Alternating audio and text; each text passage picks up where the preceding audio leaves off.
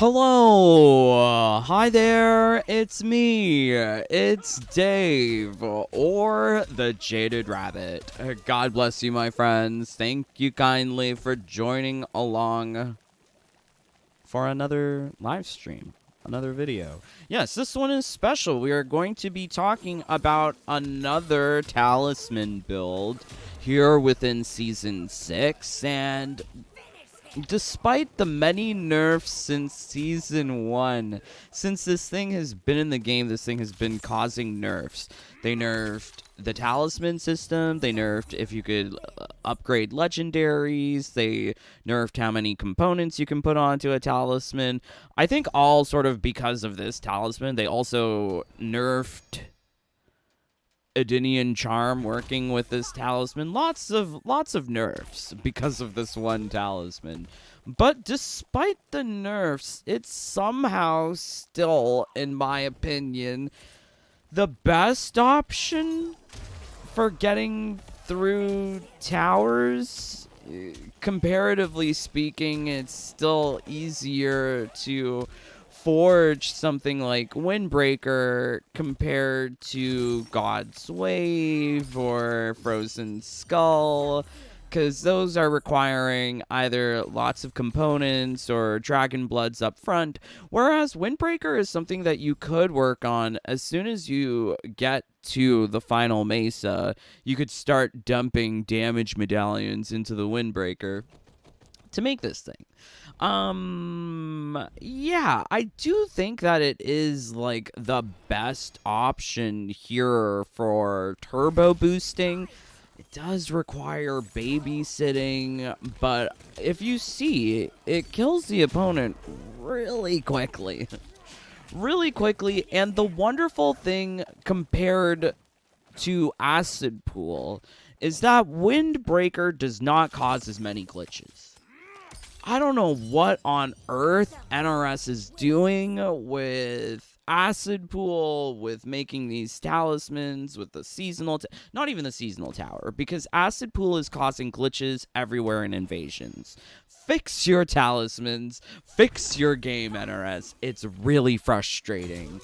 But you can see here, kills are coming really quickly. One talisman usage, you're getting a long duration of noxious fumes, a queef to kill the opponent. Yes, it's very powerful.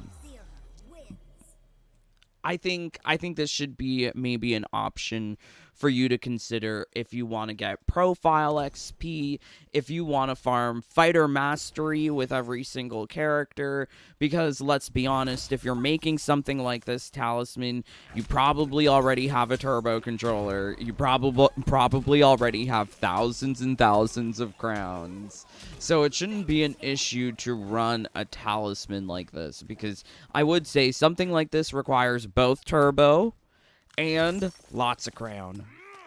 I actually had to do some grinding for crown because I ran out. So yeah, yeah, it's good if you can have crown on hand to make this work and a turbo controller. Why do I say this? Because if you try to play Mortal Kombat 1 normally without a turbo controller, well, better believe you're not making a talisman like this. Better believe that you're taking really long to get through the seasonal tower. And of course, I like showing it off here in the seasonal tower because you want the talismans to be effective in the most hardest of situations.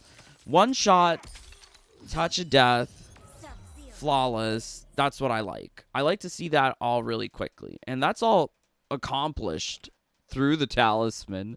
I know some people like using the relic to get that flawless. But in my opinion, you don't need the relic for the flawless. You just need a really good talisman. So, talisman is working like aces here. Killing opponents just instantly. This is great if you do want to get through things really quickly. But do be aware that you're going to have to babysit this. Like, i.e. check on this every hour or so. But not really a problem if you're already checking Gateway Portal Collector every single hour, as you should be. That's how to play the game. Anyways, okay, so let's see what you guys are saying. Thank you for joining. Hey there, T8000. Not Freud. Love you. I'm going on vacation. Ooh, okay. Well, I hope Titan Havoc does not show up during that. Oh, you're gonna be gone for a while. Oh no, Shillinator. Will you be back? Okay. Green Smoke is back. Yes, I suppose. Hello, gorgeous. Kisses, hugs, and loves and nuggets for mommy, please. I will send her your best wishes. Thank you, Not Freud. Yeah, so let me turn this off turbo controller and let's take a look at what's actually happening here.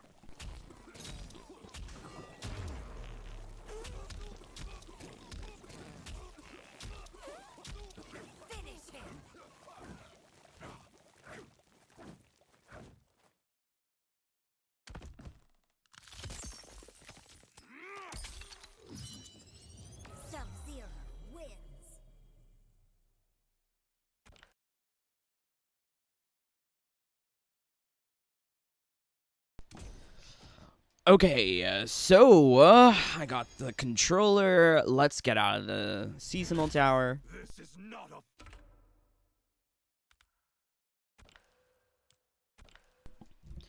So I'm not really sure what my personal goal is with this because I'm already level 1000 and I have all the fighters mastered out, but I do like finding out the most efficient methods of playing this game. So it seems like if you do want to get to level 1000 like myself, profile XP, or if you want the fighter mastery and you're a new player for Mortal Kombat 1, you just started because you didn't know that you were going to get hoodwinked, you're going to have to make a fancy talisman to get through the seasonal tower. So I think that this talisman would be top bet number 1 for going through the whole roster.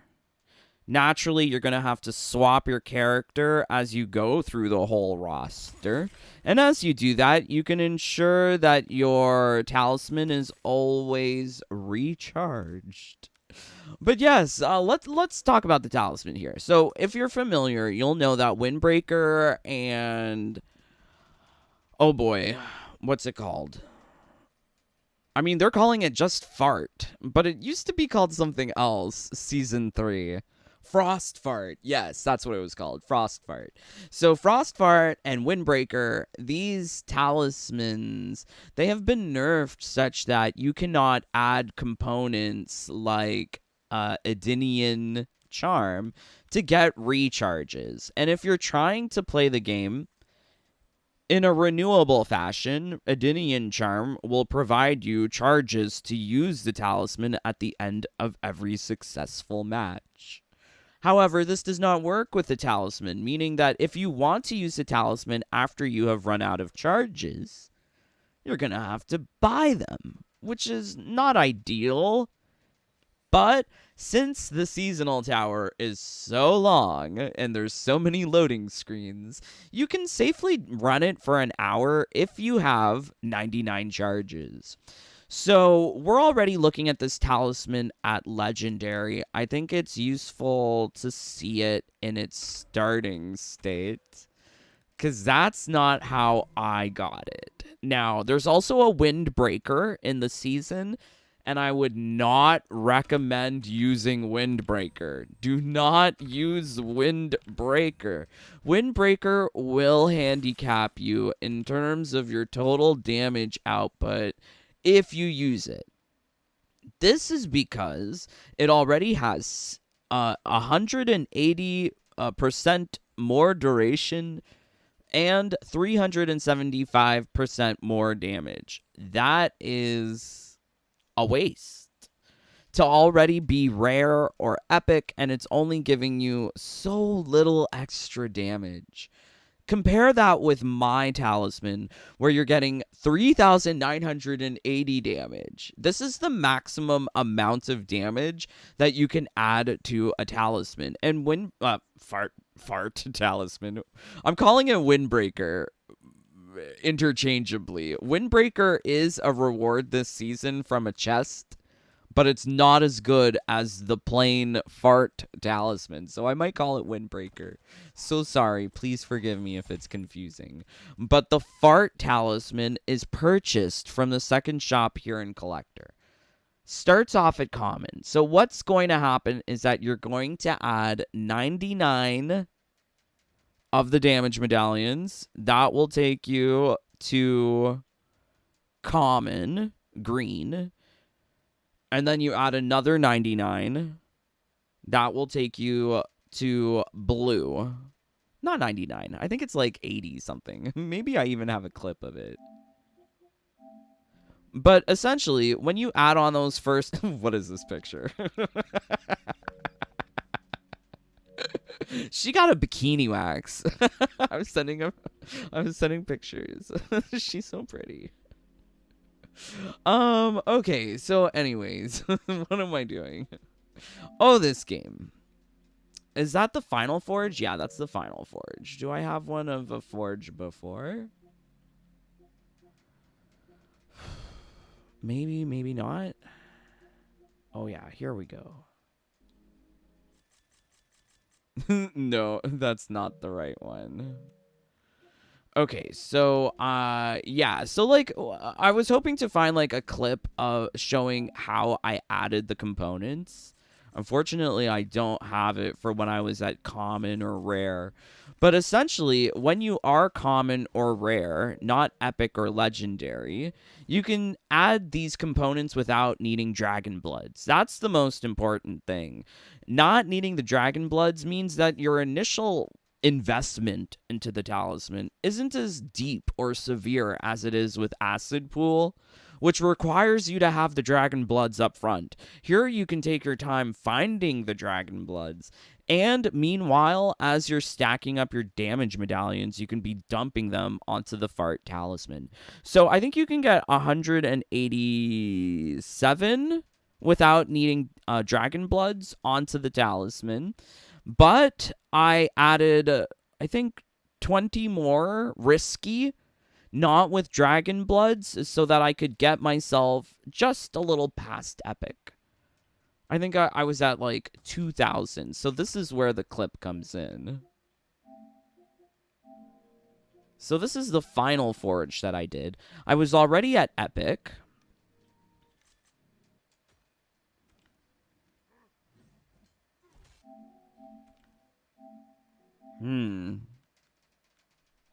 Okay, so you can see here that I'm at epic. I have 299 damage medallions added to this. So nearly 300. So I edged this all the way to almost legendary with 10 dragon bloods. Just 10. That's how much that you can add with just 10 dragon bloods. Kind of crazy. But from there, I added on another 100 of damage medallions. I also added on maximum amounts of Jinsei essences. This is important. If you can't recharge with Adinian Charm, you're going to want to make sure that you can have as many extra charges as you can.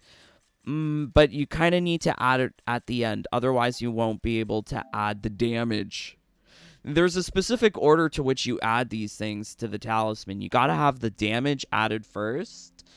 Otherwise, if you add the Jinsei essences first, you're not going to get any room for damage. Plus, the Jinsei essences progress the talisman closer to legendary quicker than damage medallions. The different colors of components kind of like affects how quickly you raise the power of the talisman. Very, very intriguing. Maybe we have to do a separate video about that. But I also have here Aura Lens. Not too many. I only added 20 to get plus 500% increased scale. That's why you're seeing like the green fart fumes covering the whole stage, is because I put on Aura Lens. And that's actually it. Not really having a fifth perk on there. The other extra perk that we've got is 11 extra projectiles granted through 17 plasma orbs. The reason I do extra projectiles is because you can get better DPS versus relying on duration, which would come from the hourglass. Just a minute thing. I mean, you could take whichever one you prefer, but I think with the talisman, it's just a little bit better to have the extra projectiles because you can actually have the projectiles emitting in between rounds, which might not be intentional, which might be something that they nerf. I mean, for this talisman to have caused so many nerfs since season 1, since its introduction to this game in day 1, I could still see it causing more nerfs because I do think it's like a superior option to Frozen Skull. It's a superior option to Acid Pool, Foul Ball. It's a superior option even to Godwave because Godwave it's good, but it doesn't really work so well after level 80. After level 80, some of these talismans begin to drop off, but Windbreaker is still doing the damages. So curious. And I think, like, you can really see the difference between Acid Pool and Windbreaker when you do the Seasonal Tower and you come across any opponent who is poison-based.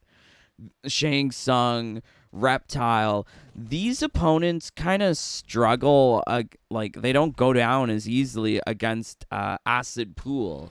Takes maybe a couple of charges of Acid Pool to take down a 15,000 HP Shang Tsung. But the farts are working magically. I think. Yeah, they're working just magically. So, I should put on the turbo here, so give me a second.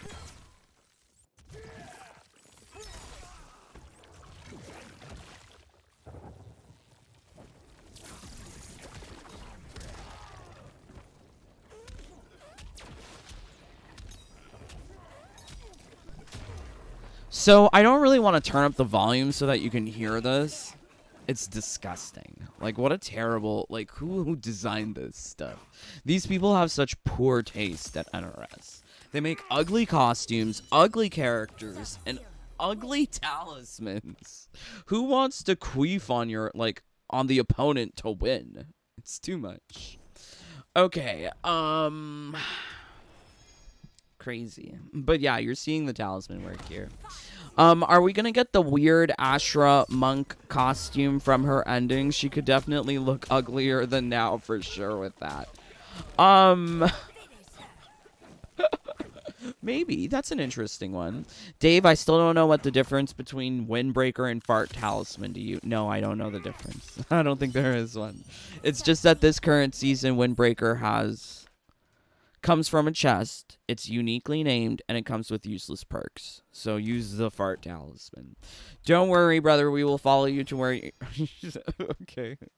Thank you, not Freud. So yeah, I mean, like, the talisman is working fantastically, and I think for the purposes of going to level 300, level 500 in the seasonal tower, I think this is what I might be using or relying on, which is good too because I worry about using my console for too long.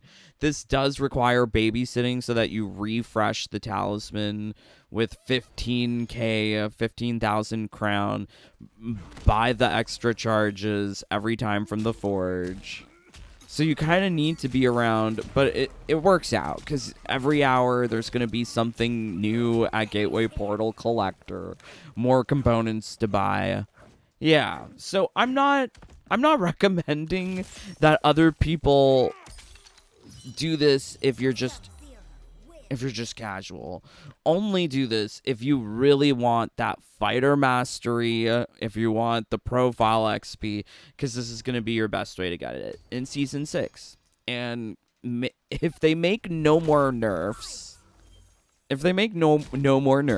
maybe this might be the option in Season 7. But we'll have to see.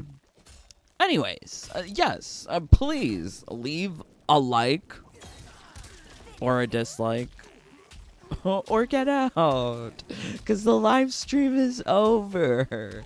But honestly, like, I hope that you enjoyed this, because this is supposed to be helpful. Like, did you find this helpful? Are you going to use this? It took me lots of hours to make this fancy talisman, and yeah, give a like. Or join the fam if you really enjoy the kind of stuff that we do here. You get early access to these fancy builds. Ooh. So yes, please do consider joining. Much love to all of my brothers and sisters, but much love to T8000 and not Freud for being here. Love you, brothers. Thank you. Thank you as always, brother. All your knowledge is useful. Aw, thank you. Love you, not Freud. Okay, thank you for joining along. I am praying that you have another game to play besides this. But until next time, please stay safe, stay healthy, stay happy. Bye, my friends. Take care. Peace. Love you guys.